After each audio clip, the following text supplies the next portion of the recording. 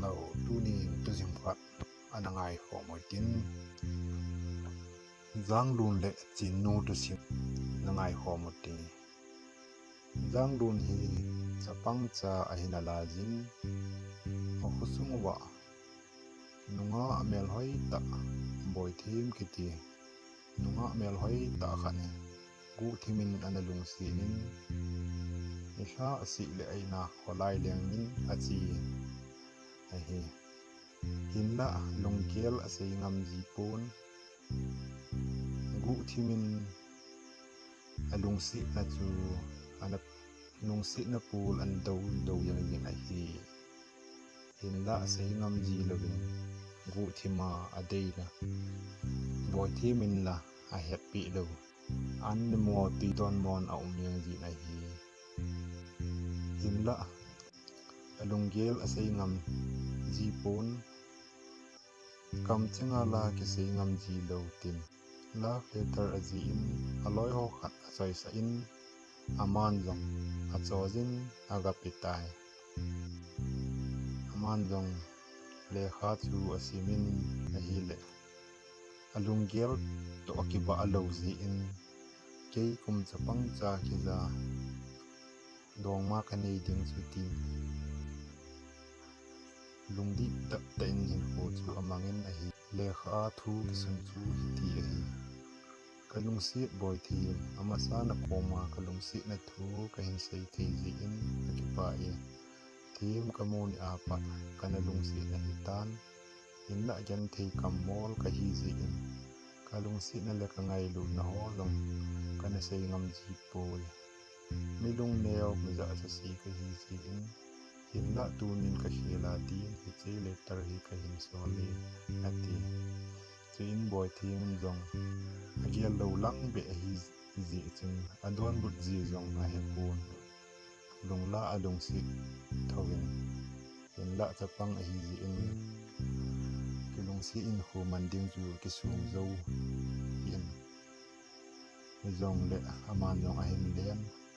olun ke mijan thei het na chi na nei lo kamol la lung si na na hin sei ding chu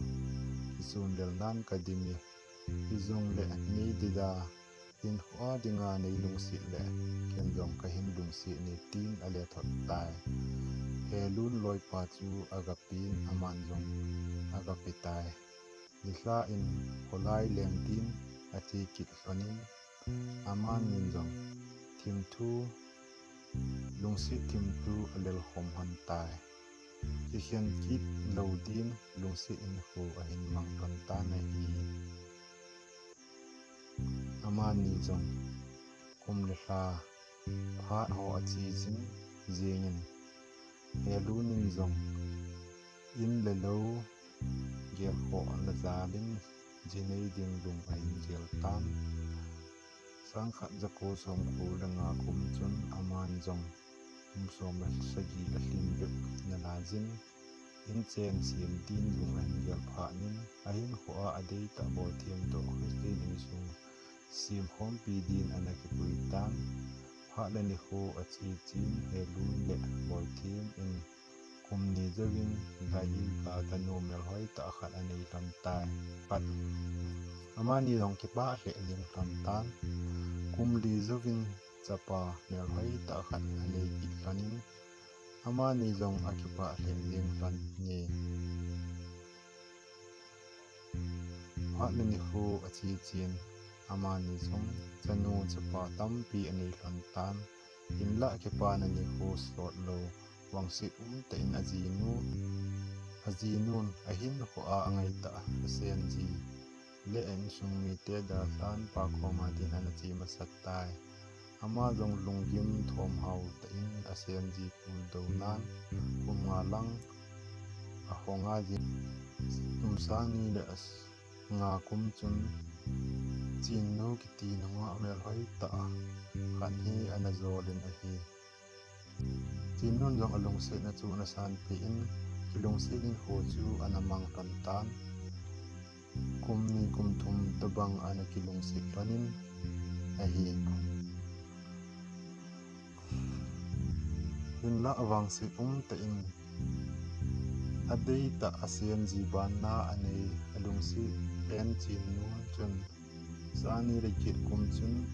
hongdang zun ding anakeng nei tai helun chu pul do na adime ama jong all in akithiam lung mong mongin ahong kithiam lung mong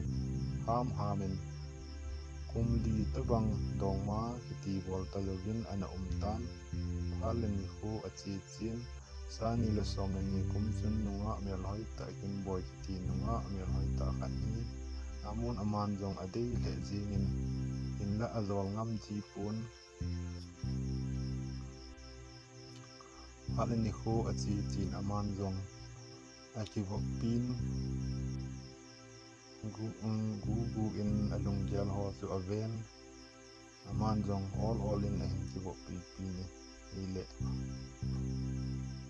aman jong adre chu law ke tar ahin thot pan ta na hi kimboy chu zol ha wang azol ha le jingin izong le nga ha ta in ahin zol jing le ahin ki zol do tan kum khat tabang kilung si hin khu ahin mang anin sangi le som na chong kumin tung tu mo so din ahong ki chiang ton tan ahi tun aman in christian in song no sim do ton tan patin phate bu na lai gil ka japani le chano mel hoi ta hat ane than tai tun in song nom ta in achiang khom ta ve niti tu sima ko na ya la do no mu tu hi le mi kinep sa ki chen pi lo hi pap la pap lin pe na hi nunga khan ham gol phang khan ham na ki chen pi le thi na tai lovin ki khen pi hi